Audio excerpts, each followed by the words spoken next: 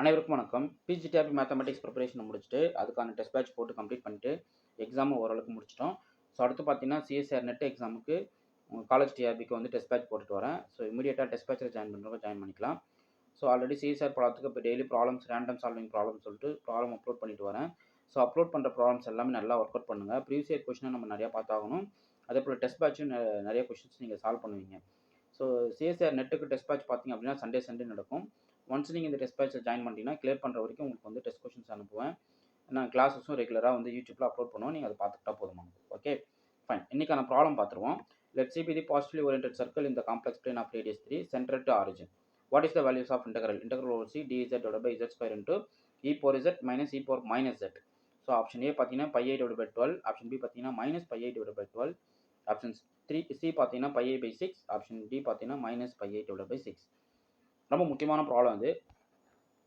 So இது வந்தீங்கன்னா part B problem. இந்த பார்ட் பியில் பார்த்தீங்கன்னா ஒரு கொஸ்டினுக்கு 3 மார்க்கு.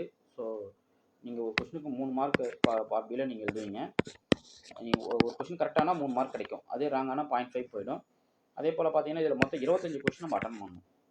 25 கொஸ்டின் தான் நீங்கள் மேக்ஸிமம் அட்டன் பண்ண முடியுதில்ல.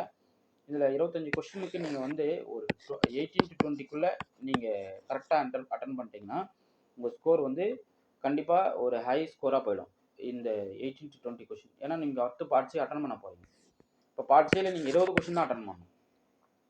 அதில் ஒரு கொஸ்டினுக்கு 4.75 மார்க். ஸோ அதில் மினிமம் நீங்கள் 13லேருந்து 15 கொஸ்டின்குள்ளே நீங்கள் போட்டால் போதும்.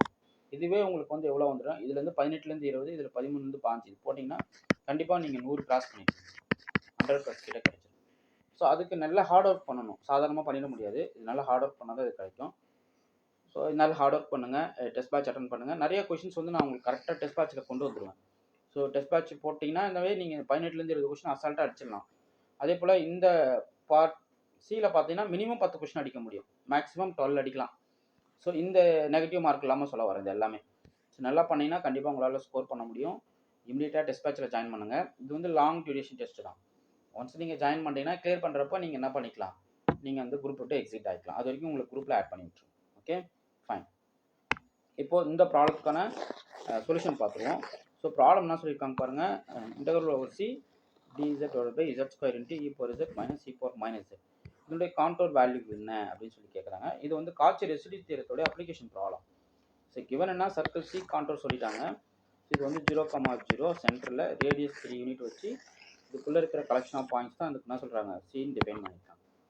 ஓவர் திஸ் ரீஜியன் நம்ம என்ன பண்ணணும், இந்த இன்டெக்ரண்ட்டை எவலட் பண்ணணும். இதில் உங்களுடைய எஃப் ஆஃப் இசட் பார்த்தீங்க அப்படின்னா 1/z square into e power z minus e power minus z. இது முக்கியமாக நம்ம என்ன பண்ண போகிறோம், காட்சி ரெசிடியூ தியரத்தை தான் யூஸ் பண்ண போகிறோம். காட்சி ரெசிடியூ தியரம்ன்றது என்னென்னா உங்களுடைய சிங்குலர் பாயிண்ட்ஸ் ரெசிடியூஸ் கண்டுபிடிக்கணும். என்னென்ன கைண்ட் ஆஃப் சிங்குலாரிட்டி கிடைக்குது, அதுக்கான ரெசிடியூ என்ன அப்படின்றத நமக்கு வந்து காட்சி ரெசிடியூ தியரத்தை மெயினாக ஃபோக்கஸ் பண்ணிக்கணும். ஓகே. ஸோ ஜென்ரலாக ரெசிடியூன்றது என்னென்னா an amount of a function which fails to be analytic at some particular singularity is called residue. அதுதான் general statement. an amount of a function which fails to be analyticity for that particular point, such a point is called singular point. Okay. So அதுதான் residue. அப்போது உங்களுடைய F of இசட்டோட residue என்ன அப்படின்னு நம்ம சொல்லணும். அது இன்னும் ஜென்ரல் மேத்தமெட்டிக்ஸ் ஸ்டேட்மெண்ட் என்னன்னா ரெசிடியூ ஆஃப் அ ஃபங்க்ஷன், ஒரு ஃபங்க்ஷன் கொடுத்துருக்காங்க, பர்டிகுலர் பாயிண்ட்டில் சிங்குலாரிட்டி கிடைக்குது அப்படின்னா அதனுடைய ரெசிடியூன்றது நத்திங் பட் அதனுடைய லாரன்ஸ் சீரிஸ் எக்ஸ்பென்ஷனில் கோஎஃபிஷியன்ட் ஆஃப் 1/z அட் 0ல் போட்டிங்க அப்படின்னா. இப்போ ஜென்ரலாக போடுறீங்க அப்படின்னா 1/z minus z0. Okay. So z0ல் எஃப் ஆஃப் இசட்டுக்கு சிங்குலாரிட்டி கிடைக்குதுன்னு வச்சுக்கோங்களேன்.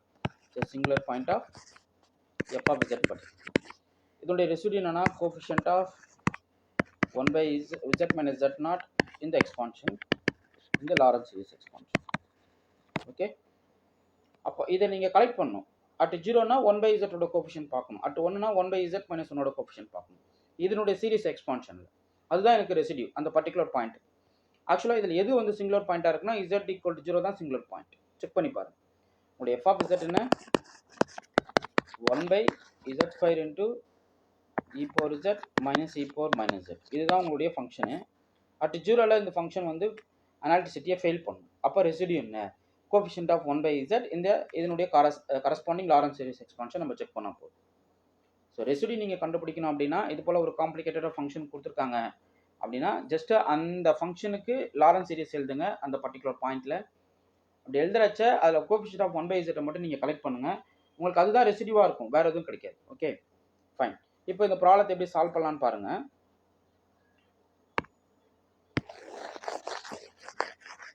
ஆல்ரெடி சொல்லிட்டேன், ரெசிடியூன்றது coefficient of 1/z in the Lorentz series expansion for this corresponding function f of z equal to 1/z square into e power z minus e power minus z. எப்படி என்ன வரும் coefficient 1/z என்ன வரும் அப்படின்றது ஒரு clue கொடுக்குறேன். So அதுக்கு coefficient பார்த்தீங்கன்னா -1/6 வரும். நீங்கள் செக் பண்ணி பாருங்கள், -1/6 வரும் கோஎஃபிஷியன்ட் இந்த லாரன்ஸ் சீரிஸ் எக்ஸ்பான்ஷன் போட்டிங்க அப்படின்னா. ஓகே, பட் இப்போ நமக்கு அது ஆன்சரை பிடிக்க போகிறோம். இந்த பார்ட்டுக்கு மட்டும் சொல்ல வரேன். அதாவது e power z minus e power minus zக்கு கோஎஃபிஷியன்ட் ஆஃப் 1/z பார்த்தீங்க அப்படின்னா -1/6 வரும். பட் என்டையராக z square into e power z minus e power minus z பார்த்தீங்கன்னா 1/12 வரும், -1/12. எப்படி அப்படின்றத பார்த்துருவோம். ஓகே, ரொம்ப முக்கியம். ஸோ எப்படி போடலாம் அப்படின்றத பாருங்க. இங்கே உங்களுடைய f of z என்ன? f of z equal to 1/z square into e power z minus e power minus z. கரெக்டுங்களா? இப்போது இது எப்படி எழுதிக்கலாம்? 1/2 into z square into sin hyperbolic of z. நமக்கு தெரியும் இந்த e power z minus e power minus z divided by 2 வந்து நமக்கு எதுக்கு ஈக்குவலாக இருக்கும்? sin hyperbolic z-க்கு ஈக்குவலாக இருக்கும். ஸோ இந்த பார்ட் மட்டும்னா 2 times sin hyperbolic. ஸோ இந்த sin hyperbolic z-உடைய லாரன்ஸ் சீரிஸ் எக்ஸ்பான்ஷன்னா நமக்கு கிடைக்கும். சொல்லுங்க பார்ப்போம். z plus z cube by 3 factorial plus and so on. கரெக்டுங்களா? இதுலேருந்து z மட்டும் காமன் அவுட் பண்ணுங்க. அப்போ 1/2 into z cube 1 plus z square by 3 factorial plus 1.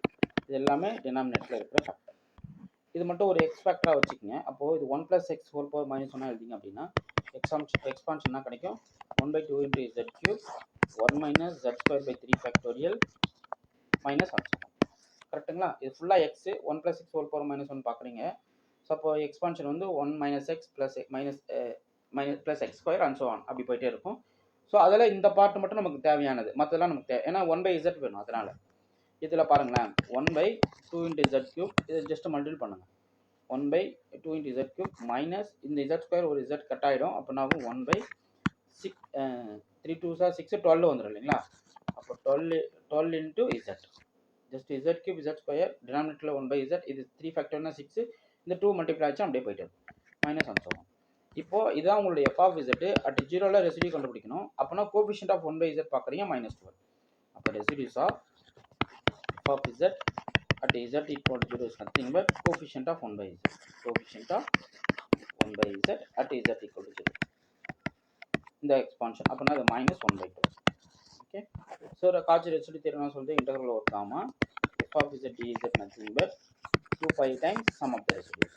ரெசிடியூவே இதுதான். அப்போ -1/12. ஸோ அப்போ ஆகும் 6 கேன்சல் அவுட் ஆகும், -5/6. இதுதான் என்னுடைய ரெசிடியூ வேல்யூ. ஓகே, ஸோ அப்போது ஃபைனலாக இந்த கான்டோருக்கு வேல்யூ பாருங்கள், மொத்தமாக என்ன இருக்குது? -5/6. ஸோ பார்த்தீங்கன்னா ஆப்ஷன் டி தான் கரெக்டு. ஸோ ரொம்ப முக்கியமான கொஸ்டின், நிறையா ப்ராக்டிஸ் பண்ணுங்கள். இப்போ இதிலே நான் உங்களுக்கு வந்து ஒரு கொஸ்டின் கேட்குறேன். e power z plus e power minus z வந்தால் உங்கள் ஆன்சர் என்ன அப்படின்றத கமெண்ட் பண்ணுங்கள். இங்கே e power z minus e power minus z கொடுத்துருக்காங்க இல்லையா? இதுவே e power z plus e power minus zன்னு கொடுத்தா உங்களுடைய ஆன்சர் என்ன? ஓகே, ஸோ கமெண்ட் பண்ணுங்கள். இமீடியட்டாக டெஸ்ட் பேட்சில் ஜாயின் பண்ணுங்கள். காலேஜ் டிஆர்பிக்கு டெஸ்ட் பேட்ச் கொடுத்துட்டு வரோம். ஸோ அது பார்த்தீங்கன்னா வெட்னஸ்டே சண்டேல நடக்கும். ரியல் டெஸ்ட் பேட்ச் முடிச்சிருக்கேன். ரியலுக்கான டெஸ்ட் கொஷின்ஸ் வந்து போஸ்ட் பண்ணிட்டேன் குரூப்பில். அடுத்து வந்து பார்த்தீங்கன்னா நெக்ஸ்ட் கொஷின் வந்து காம்ப்ளெக்ஸ் அனாலிசிஸ் வந்து கேட்பேன். ஸோ இமீடியட்டாக டெஸ்ட் கொஷின் ஸ்டார்ட் பண்ணிடுங்க.